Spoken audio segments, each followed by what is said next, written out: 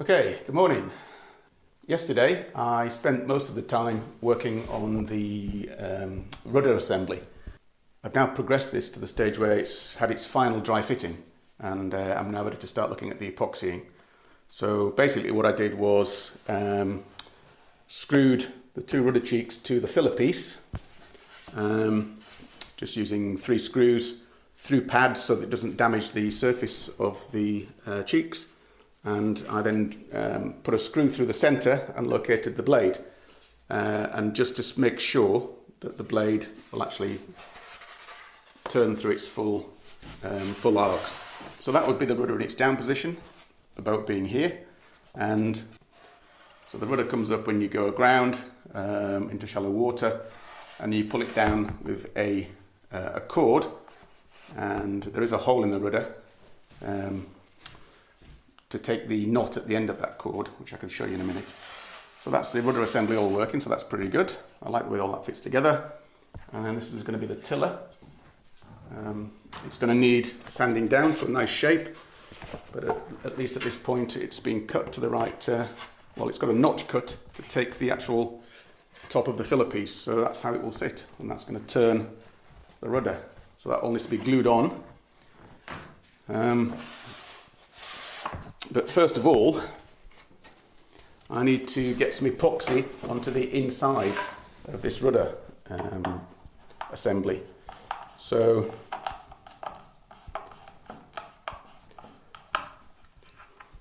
there's still quite a bit of work to do. So here is the rudder blade, and this is the hole where the pin goes through, which will take the bolt, which will be the pivot bolt. And then this is the hole for the nut at the end of the line, and I don't know if you can just see there, but there's a hole there, 6mm hole drilled through the rudder, which comes out into this hole, so I can put a piece of line through there. Let's try this piece of line through here.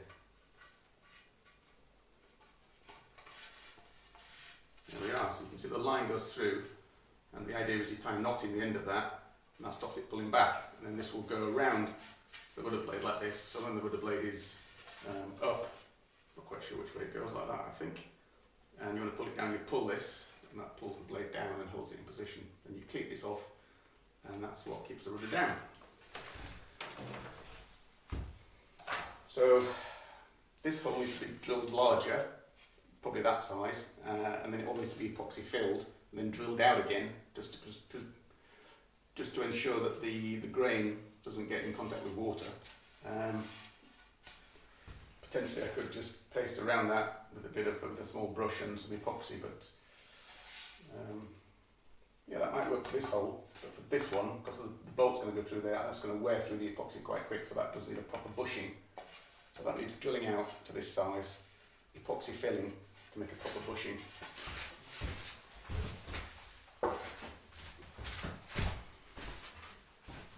And then inside of this,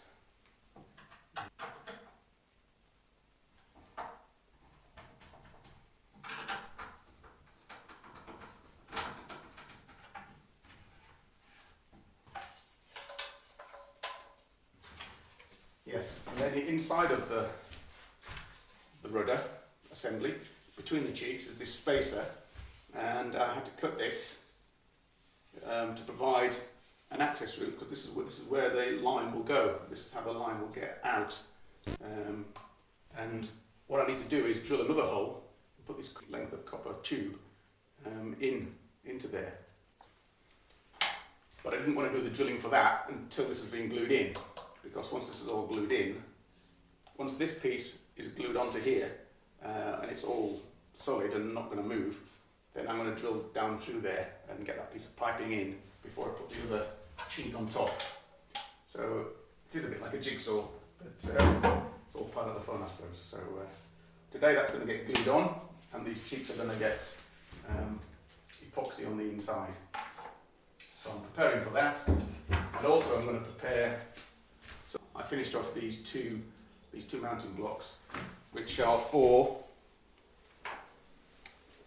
these brackets, and these brackets are what hold the rowlocks. So the rowlocks go in there, for rowing, and these rowlocks will screw onto these brackets, and these brackets will glue onto the inside of the aft section.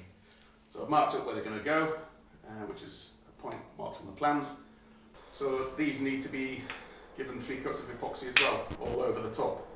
So that's the blocks, they need to be epoxied today as well. So those and the cheeks, and also finally I'm going to glue on the keels. So as you can see, last night I finished off the day by joining the 2 halves together, got the boat set up upside down on the stands, and I lightly screwed the keel to the underside of the boat. Once the keel's in place, it's all glued on and it's got a fillet down both sides and it's dried. It'll need 3 coats of epoxy, but I'll probably need to sand it down a little bit to give it a nice smooth shape.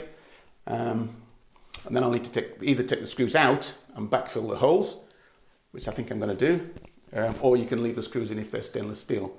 But I don't really want to leave the screws in, because if somehow the keel gets wrenched, it's going to come off, and it's going to break away from the epoxy, or something's going to happen like that. If there are screws in there, it may pull a hole in the bottom of the boat, but when it does that, so I'm going to take the screws out so that if there is some damage, it should leave the bottom of the boat waterproof.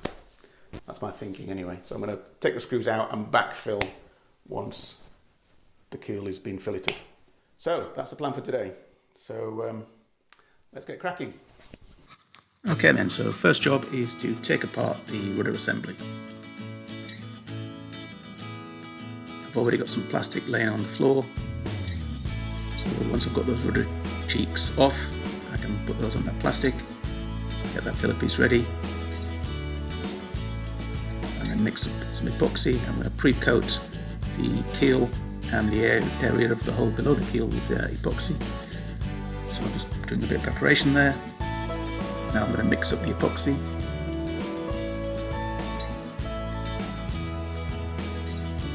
And the first job is to pre-coat the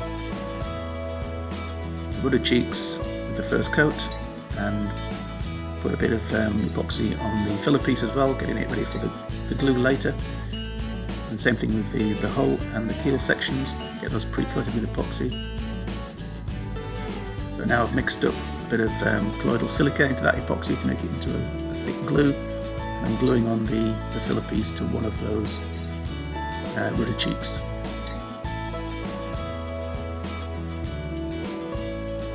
Mixing up some more epoxy.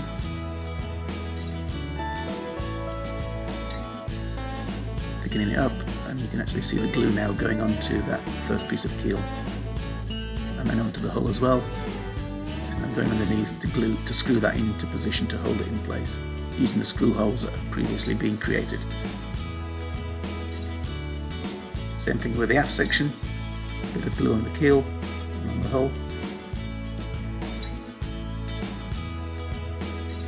I keep saying glue, but it's thickened epoxy really. And go underneath and screw that in as well.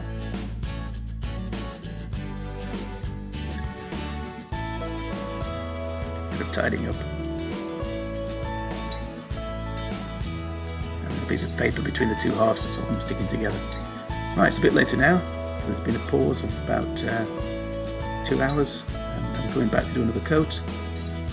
So first of all, painting the second coat onto the inside of the cheeks.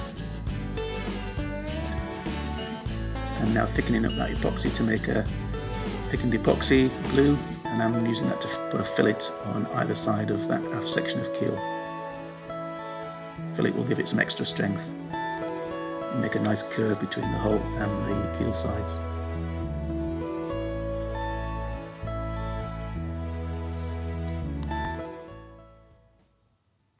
So that's the end of another video.